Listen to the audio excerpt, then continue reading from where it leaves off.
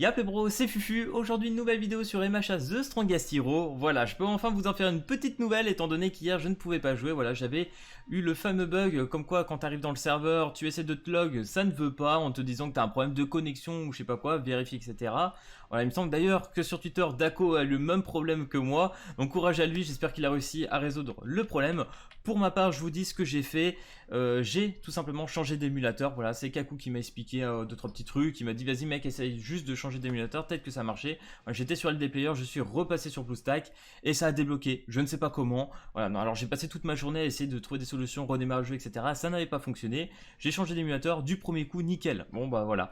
Du coup, voilà, pour ceux qui ont ce petit bug, essayez avec ce genre de solution, peut-être que ça vous aidera. Du coup, ce matin, qu'est-ce qu'on a eu? Deux news plutôt intéressantes. Le premier portail qu'on aura dès lundi. Et la petite news, après 3 jours, comme vous le savez, voilà, ça fait 3 jours que le jeu maintenant existe. Et au bout de 2 jours, on va dire entre guillemets, on a enfin atteint les 1 million de téléchargements. Et c'est quand même vraiment grandiose, hein. Franchement, en 2 jours, atteindre les 1 million de téléchargements, je trouve ça quand même bien beau.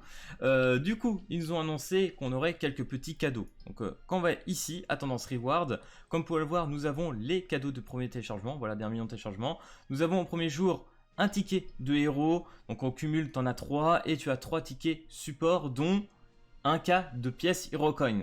Alors du coup, beaucoup sont un peu déçus.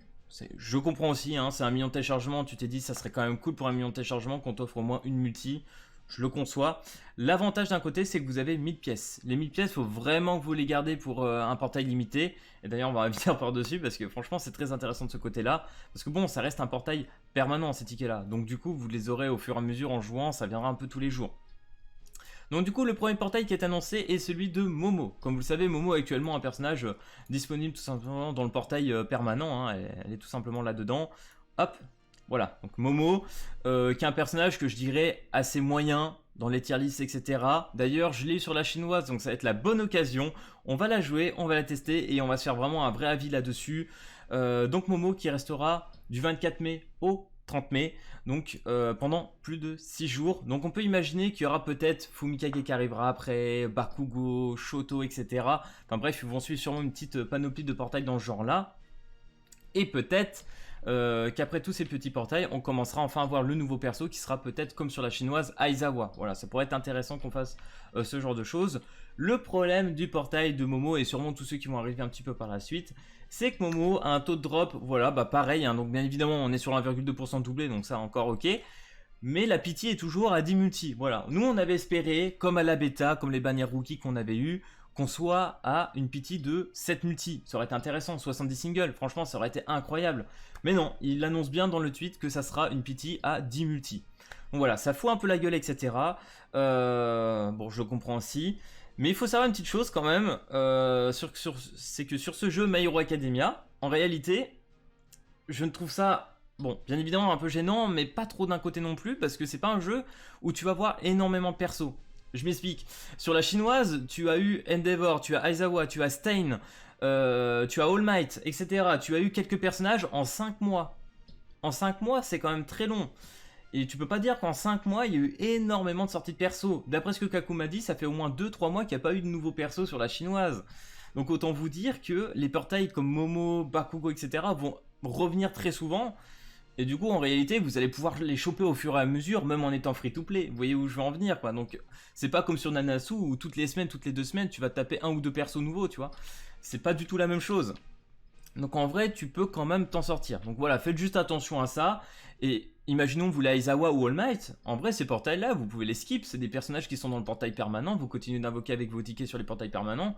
Moi, je vois pas trop où c'est vraiment gênant. Vous voyez où je veux en venir, peut-être?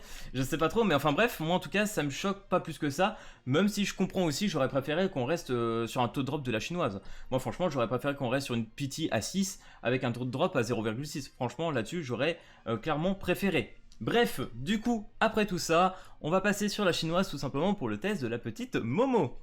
Relais bro, donc du coup on est sur la chinoise avec notre petite Momo et vous allez voir c'est plutôt intéressant. Voilà, je n'avais pas eu vraiment le temps de la tester et là c'est le cas. Du coup, elle fait un peu de distance, pas mal de corps à corps. On va regarder vraiment, elle a des sorts très intéressants, des combos assez faciles à faire une fois maîtrisés. Par contre, cette barre horrible. Cette barre qu'on disait, que je vous avais dit d'ailleurs dans une de mes toutes premières vidéos sur MHA, voilà, qui utilise tout simplement sa graisse. Et une fois que vous en avez plus beaucoup, elle ne peut plus utiliser son W ou son E. Donc du coup, tu te retrouves très vite limité en sort. Donc c'est pour ça que c'est très intéressant de continuer à taper avec son Q. Parce que son Q, tout simplement, n'utilise pas de graisse. Et ça, c'est intéressant. Et comme vous pouvez le voir, boum, je peux switcher sur le bouclier, continuer à taper, re-enchaîner. Voilà, franchement, dessus, c'est le premier combo. Mais ça, c'est intéressant. Je peux aussi faire ça, hop, enchaîner, reculer par exemple, et foutre tout simplement, hop, des petits coups de roquette. Voilà, vraiment, comme je l'ai dit, c'est un bon mix de tout. Hop, je peux repasser en shield. Tac, tac. Voilà, si tu maîtrises bien, que tu es au corps à corps pour enchaîner le Q, tu peux vraiment enchaîner facilement. Donc ça, c'est cool. Vous allez pouvoir, ma graisse a diminué à partir du moment où j'utilisais mon E. Donc là, par exemple, on va utiliser les tourelles. Hop, donc là, clairement, j'ai plus beaucoup de graisse. Donc là, il va continuellement prendre des coups.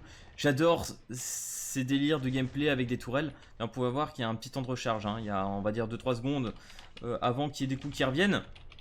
Mais franchement, j'affectionne beaucoup ce genre de gameplay. Par contre, on va voir. Ok, donc là, il me restait juste assez pour recliquer un dernier E. Donc là, par exemple, si je recule et que j'utilise mon Z... Voilà, c'est fini, je ne peux plus. On va attendre que mon E revienne.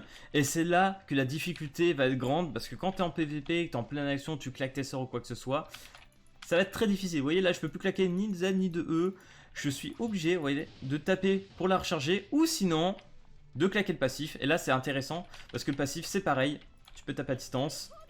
Voilà. Et vous voyez, hop, ça recharge énormément. Donc ça, c'est plutôt cool. On va l'enlever, hop là. Voilà, normalement là ça marche plus. Il y a aussi ce petit sort là, hop, qui permet de taper un peu à mi-distance. Ça n'utilise pas non plus de graisse, donc ça peut être intéressant pour toucher des ennemis tout simplement à moyenne portée. Donc voilà les gars, il y aura pas mal de choses à faire sur cette Momo, mais il faudra faire vraiment très attention à sa graisse. Alors juste pour le plaisir, on va mettre voilà, full recherche, qu'on puisse claquer l'ulti pour finir. Voilà, parce que c'est quand même la classe. Ouais, franchement, je kiffe l'ultimate, très beau. Voilà, système de tourelle. Voilà, franchement, il y aura un peu de maîtrise sur cette Momo. Vous pourrez faire beaucoup de choses. Par contre, le truc de graisse, ça va être très compliqué. Vous allez vite vous retrouver vite dans le mood. Donc c'est pour ça que c'est pas une bannière que je vous conseille vraiment d'invoquer. Je pense que ça va être assez compliqué. En plus de ça, là, on n'est pas encore parti. Mais de ce que j'ai pu lire aussi, elle a une résistance très faible, donc du coup elle peut prendre très cher. Donc voilà, faites attention avec ça et attendez peut-être une meilleure bannière tout simplement. Bref, on va tester un petit peu Momo en PvE. Ok, donc du coup j'essaie de partir en petit farm de notre ami Ochako. Donc on pose des tourelles. On va les dégâts de la tourelle d'ailleurs, ça peut être intéressant de ce côté là. Ok. Ah c'est marrant, hein, ça focus les tourelles en plus. Ok, j'ai pas mappé mon esquive, m'en voulez pas là-dessus. Donc là par exemple, tac tac, on peut l'enchaîner. Hop, je passe en shield. Alors le shield par contre, t'es beaucoup plus lent. Les auto-combos sont plus lentes aussi au passage. Ouais, t'as le temps de prendre des coups entre la deuxième auto et la troisième. Ça, c'est assez chaud. Par contre, tu peux bump l'ennemi. Tac. Et si je fais ça, ok. Ok. En vrai, c'est pas trop mal. Hop, on va finir avec un petit coup de burst. Putain, dommage que j'ai pas mappé. J'ai pas mappé sur la chinoise. My bad là-dessus. Hop, on va reposer des tourelles. Oh. Ok. Donc là, par exemple, j'ai totalement plus d'énergie. Hop, on va essayer de passer avec ça. Hop. Voilà. Pouf. Ah, c'est même pas fini. Wouh. C'est pas pratique, Fufu. Vraiment, quand tu mappes pas, c'est pas pratique. Mais voilà, du coup, vous l'aurez compris. Elle est quand même très intéressante. Vraiment, il y a pas mal de combos. C'est vrai que là, ça faisait un petit peu brouillon comme ça parce que j'avais pas mappé mon esquive. Mais au niveau de la combo, j'aime beaucoup. On va pas se mentir, je trouve ça vraiment pas mal. Du coup, les gars, on va finir par reparler un peu des portails. Parce que là, du coup, vu qu'on est sur la chinoise, ça peut être intéressant de regarder tout simplement qu'est-ce qu'on a en ce moment. Donc là, vous allez vous marrer, je pense. Donc là, bien évidemment, on a encore la bannière permanente, comme on a connu. Avec les mêmes persos, ça bouge pas. Par contre, notre portail limité actuellement sur la chinoise, c'est un Shoto. 5 mois après, on se tape une bannière encore limitée de Shoto. C'est incroyable quand même, non? Enfin, je sais pas. Moi, je... Là, par exemple, en carte support, on se retape un Aizawa. Ah d'ailleurs, petite chose intéressante, les gars. Si vous avez invoqué sur une ancienne, sur un ancien portail, par exemple, limité, et que vous n'avez pas eu un personnage S, elle va continuer à se stacker tout simplement pour le prochain portail. Donc ça, c'est très intéressant. La pity continue de stacker même après les autres portails.